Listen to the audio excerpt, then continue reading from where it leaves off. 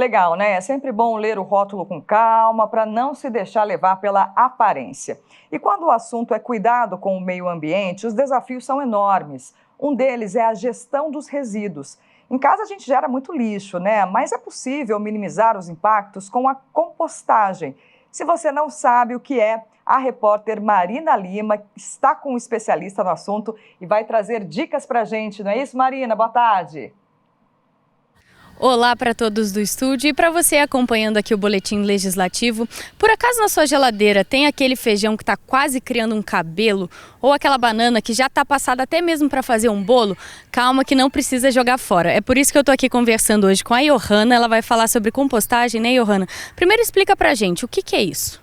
Bom, a compostagem ela consiste basicamente em matéria orgânica e matéria seca, né? Que a gente chama que é uma combinação desses dois fatores. A matéria orgânica é tudo que é geralmente molhado, digamos assim, falando de maneira mais prática, né? Então, o alimento que sobrou, que nem você falou, né, algo que estragou na geladeira, ou também uma sobra mesmo, ali um corte de alguma, né, alguma casca de algum legume, uma verdura que sobrou e infelizmente você não conseguiu consumir. Então, é a matéria orgânica. A matéria seca é já a serragem que a gente pode utilizar, ou se você tem, né, uma grama ali na sua casa que você faz uma poda, pode ser utilizada também.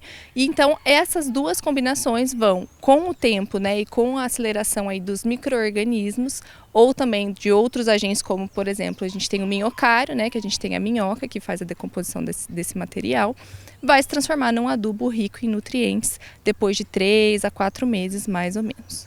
Então a pessoa tem um adubo ali para usar em casa, para usar de forma externa, né? E quais são os benefícios de fazer uma compostagem? Bom, a gente tem diversos benefícios, né, com a compostagem. O primeiro deles é a questão da gente não enviar isso para o aterro sanitário.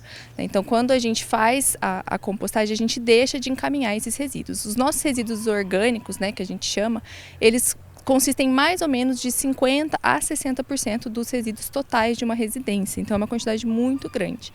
E o aterro sanitário, quando a gente envia esse resíduo, ele acaba sendo uma problemática, porque conforme ele vai sendo aterrado e se decompondo ali, cria aquele líquido que a gente chama de chorume, que é um líquido tóxico, né? Então a gente tem vários malefícios. E alguns estudos já comprovam que quando fazemos compostagem pode ter uma redução de até 90% dos gases de efeito estufa.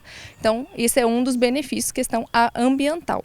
O segundo ponto seria a questão do adubo, né? Quando a gente faz esse tratamento em casa ou quando a gente, né, contrata empresas que a gente tem já esse tipo de serviço presente, inclusive aqui na cidade, a gente consegue ter de volta o retorno desse material. Então, um material que iria para um aterro, que não seria mais aproveitado e seria um problema lá, ele vai se transformar numa fonte de nutrientes para você ter um ciclo, ou seja, né, uma economia circular. Então, você se alimenta, você descarta esse material, ele vai virar um adubo e vai virar alimento de novo, né? E além disso, até aquele líquido que lá no aterro sanitário é um problema, na compostagem ele é um benefício também.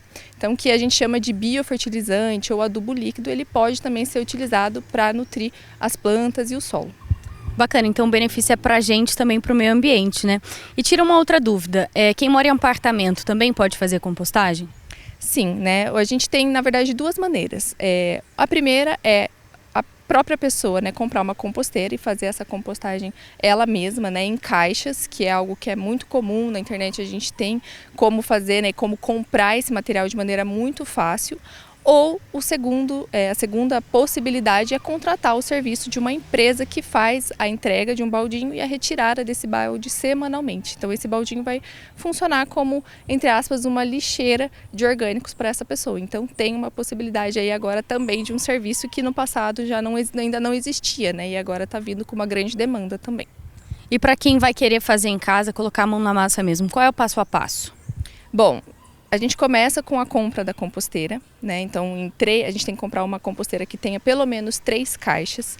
Essas 3 caixas, nós temos 2 caixas que vão ser as caixas que a gente chama de decompositoras, né? Que é onde vai ser colocada a matéria orgânica, ou seja, sua sobra alimentar, e a matéria seca, que pode ser a serragem, que você consegue adquirir em madeireiras, ou pode ser folhas, né? E corte de grama.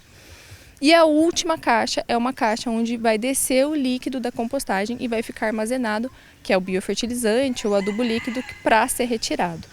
como a gente está falando de caixas, né, de um processo fechado, é interessante que esse material tenha aí o auxílio da minhoca, né? Então, também quando você compra esse produto inteiro na internet, você consegue já adquirir o pacote completo, inclusive com a serragem.